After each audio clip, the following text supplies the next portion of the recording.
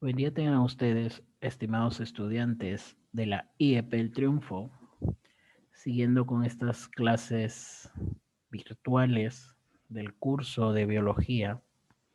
En esta ocasión vamos a hacer un repaso referente al tema de tejidos vegetales. Estos tejidos vegetales que como definición viene a ser el conjunto de células que están íntimamente unidas entre sí y que tienen la misma estructura y van a realizar determinadas funciones dentro del cuerpo del vegetal. Asimismo, tenemos los tejidos meristemáticos, denominados meristemas, tejidos formadores o iniciales. Estos tejidos están formados por células jóvenes embrionales más o menos iguales. Estas células se van a caracterizar porque se van a reproducir activa y constantemente. Son generalmente pequeñas, con membrana delgada, abundante citoplasma y núcleo grande. La función principal de este tejido es formar a todos los demás tejidos y aquí vamos a tener dos grupos. Tenemos a los meristemos primarios. Estos meristemos se encuentran en el extremo de la raíz y del tallo. Al extremo de la raíz se le denomina cono vegetativo y el extremo del tallo se le denomina yemas. La función de estos meristemas primarios es determinar el crecimiento en longitud tanto de la raíz como del tallo. Luego tenemos a los meristemas secundarios.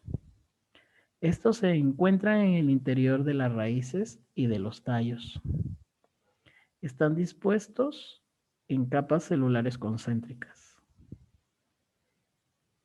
eh, formando la denominación de felógeno, la capa más externa, y cambium, la capa interna. Entonces podemos observar ahí en la imagen a la capa externa, que es el felógeno, y la capa interna, que es el cambio.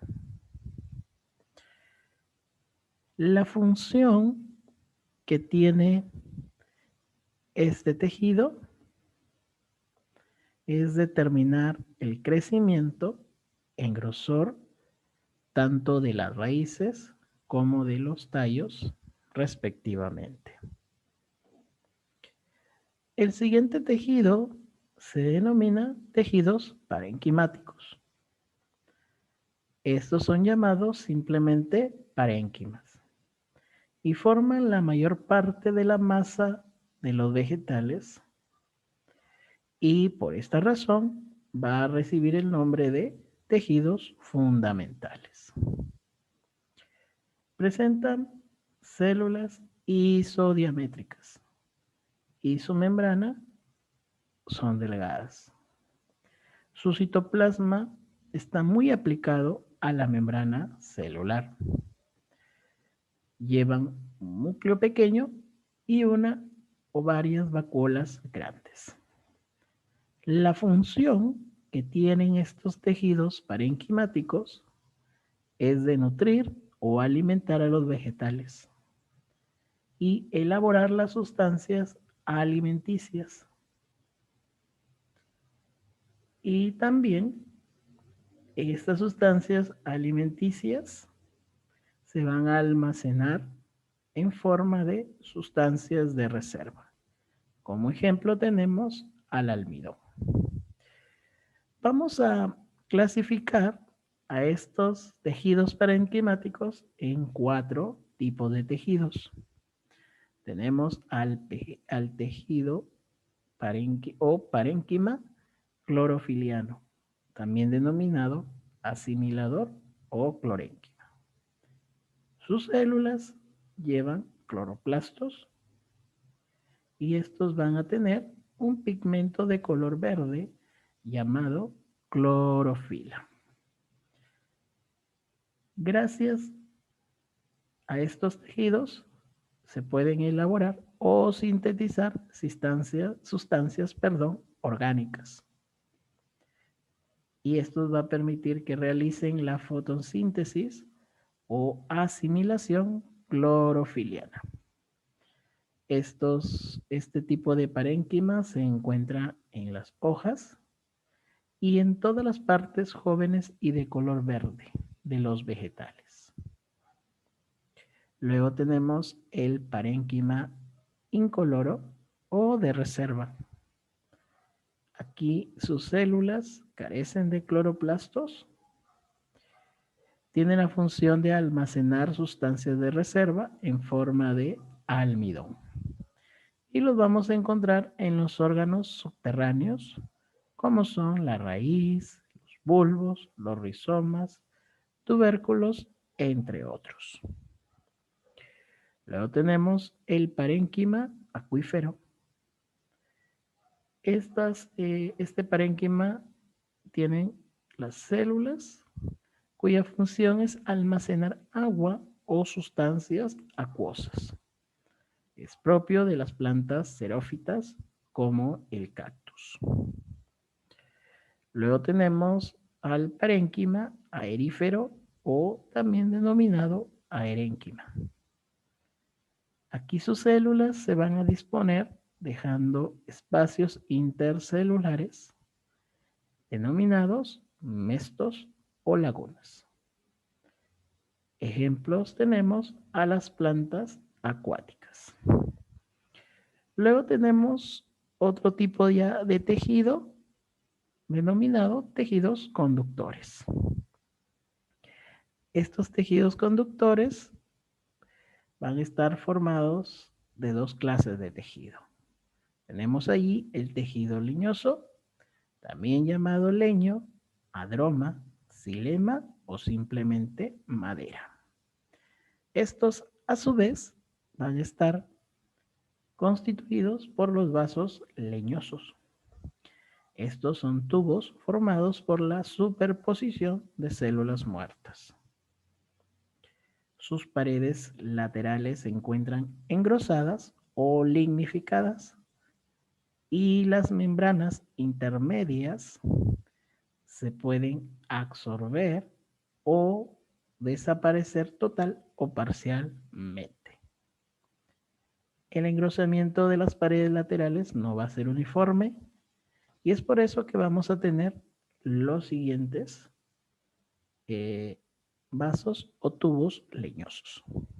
Aquí tenemos a los vasos leñosos anillados, donde el engrosamiento o lignificación de las membranas laterales tiene la forma de anillos. Tenemos a vaso leñoso espiralado, donde el engrosamiento tiene la forma de una cinta espiralada. Al vaso leñoso reticulado, donde el engrosamiento tiene el aspecto de una red con mallas oblicuas. Vaso leñoso punteado, donde el engrosamiento abarca la mayor parte de la membrana, excepto en algunas zonas. El vaso leñoso escaleriforme, aquí el engrosamiento abarca la mayor parte de la membrana, excepto en algunas formas, o zonas, perdón. Ahora, cuando las membranas de separación o intermedias se gelatinizan o se disuelven, desapareciendo completamente, estos vasos van a recibir el nombre de tráqueas o vasos abiertos. Algunas veces dichas membranas se destruyen parcialmente. A esto se le conocen como traqueidas o vasos cerrados. La función que tienen estos vasos leñosos es de conducir el agua y las sustancias disueltas en ella, cuyo conjunto se denomina savia bruta o inorgánica, desde la raíz hasta las hojas. Luego tenemos el tejido liberiano, llamado también floema o lectoma. Y estos, pues a su vez, están formados del vaso liberiano o cribosos. Y estos tubos están formados por la superposición de células vivas alargadas, con las paredes laterales sin engrosamiento y las membranas intermedias o de separación están atravesadas por un conjunto de orificios formando una placa cribosa. De ahí proviene el nombre de vasos cribosos. La función es de conducir la savia orgánica o elaborada desde las hojas a las diferentes partes del vegetal donde se consume o se deposita como reserva de sustancia. Los tipos de haces vasculares que tenemos, ¿no? Va a ser de acuerdo a la disposición que tiene tanto el xilema como el floema. Por ejemplo, vamos a tener el radial alterno, donde el xilema, como podemos observar, está formando un radio y entre cada xilema encontramos al floema. La siguiente es letra B, colateral cerrado, que está unido tanto el floema como el xilema. Y el colateral abierto, tenemos el cambium vascular que separa al xilema del floema. Luego tenemos el bicolateral, donde tanto xilema como floema, ¿no?, se encuentran unidos, ¿no?, como si estuvieran dos colaterales cerrados, mirándose uno al otro. Concéntrico perifloemático o anficribal, donde podemos observar el floema rodeando al xilema. Y el concéntrico pericilemático, o también llamado anfibasal, donde encontramos al xilema rodeando al floema. Ahora continuamos con los tejidos de protección. Estos tejidos van a revestir y proteger al vegetal de los golpes o efectos mecánicos, de la pérdida de agua, de los cambios de temperatura y de muchos de los factores ambientales que pueden perjudicar al vegetal. Por lo cual vamos a clasificarlo de la siguiente manera.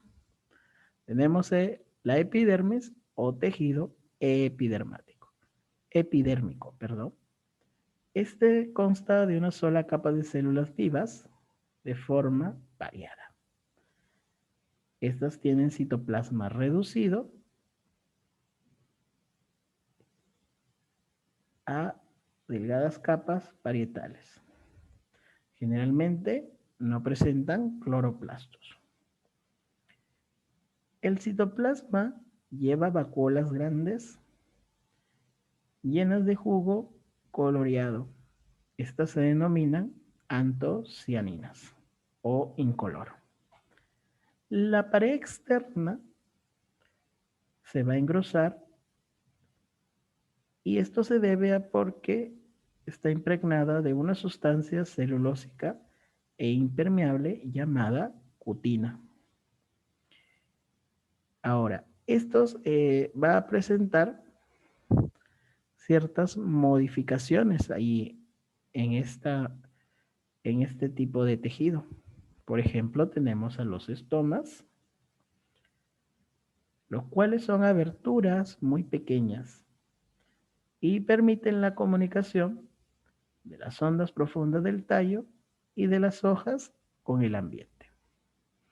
Y luego tenemos a los pelos o tricomas, que vienen a ser apéndices epidérmicos. Presentan forma y estructura muy variada y son muy importantes porque complementan la función protectora de la epidermis. La función de este tejido epidérmico o epidermis es de recubrir y proteger las partes aéreas de las plantas herbáceas y de las ramas jóvenes y hojas de las plantas vivaces o perennes.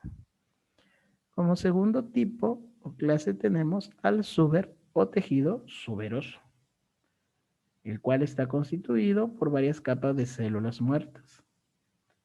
Estas células son pequeñas y de color parduzco.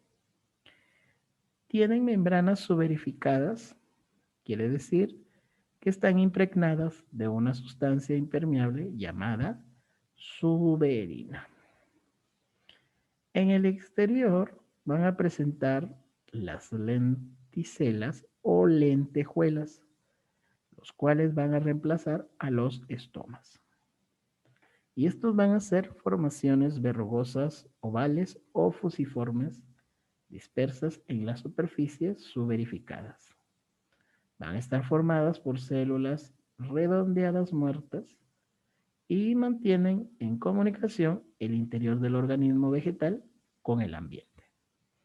La función de este suber o tejido suberoso es recubrir y proteger las raíces y los tallos y ramas adultas de las plantas vivaces o perennes. Luego tenemos a los tejidos mecánicos o también de sostén.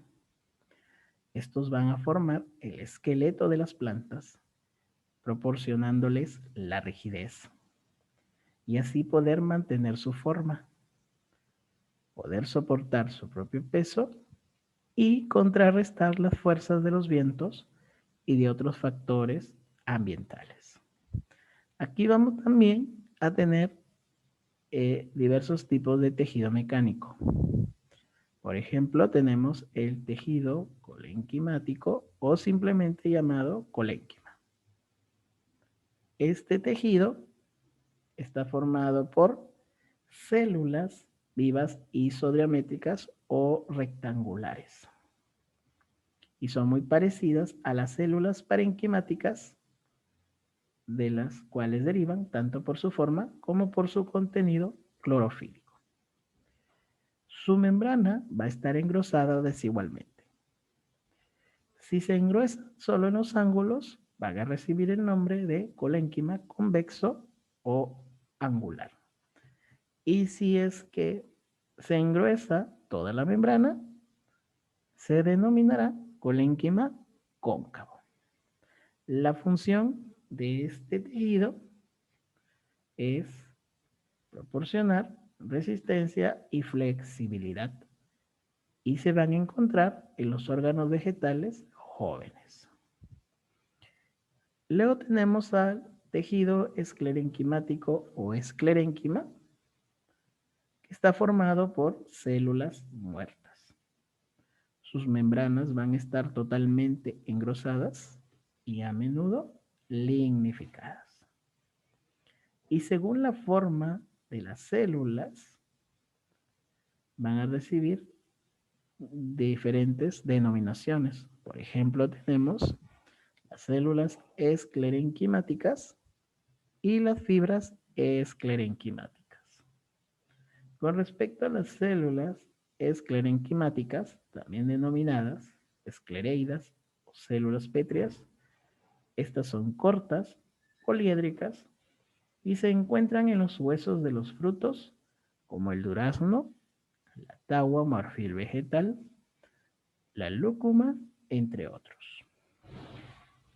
En cambio, las fibras esclerenquimáticas son células alargadas, fusiformes, que se unen formando haces o paquetes usados en la industria textil, como por ejemplo lino, cáñamo, yute, entre otros.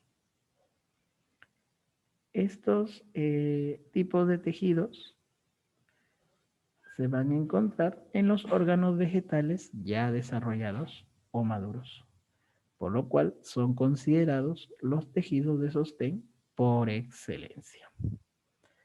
Y finalmente tenemos a los tejidos secretores o excretores. Estos tejidos van a estar conformados por tres estructuras: las células secretoras, las bolsas secretoras y los tubos laticíferos. Con respecto a las células secretoras, son más o menos globosas y en su interior se van a encontrar secreciones diversas, como son las resinas, aceites esenciales, mucílagos, taninos, entre otros.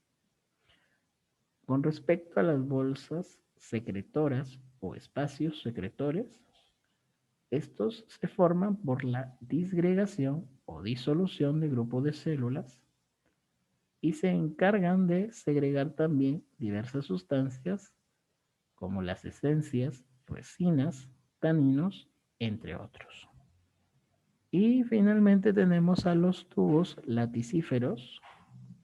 Estos son conductos los cuales se forman a partir de una sola célula o varias células cuyas paredes transversales se disgregan o disuelven. Estos tienen la función de segregar el látex, que si el látex resulta ser una emulsión heterogénea, va a presentar un color blanquecino o lechoso o algunas veces amarillentos. Estos pues tenemos a la amapola y el opio. Algunos también tienen, algunas plantas también tienen tubos laticíferos, por ejemplo, el caucho, la lechuga, entre otros. Muy bien, entonces allí hemos culminado con esta sesión, ¿no? Este repaso se le estará haciendo llegar también una actividad para que ustedes puedan repasar, ¿no? Y así puedan dar un buen examen. Muy bien, chicos, entonces con esto, hemos culminado.